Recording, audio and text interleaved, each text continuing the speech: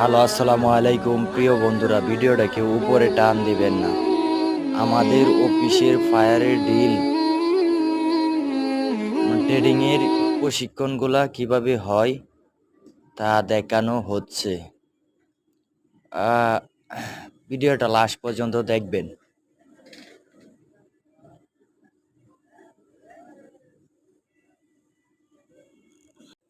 প্রিয় বন্ধুরা, আপনাদের কাছে একটা প্রশ্ন, ফায়ারের ট্রেডিং এ কি মেয়েদেরকে নেওয়া হয়?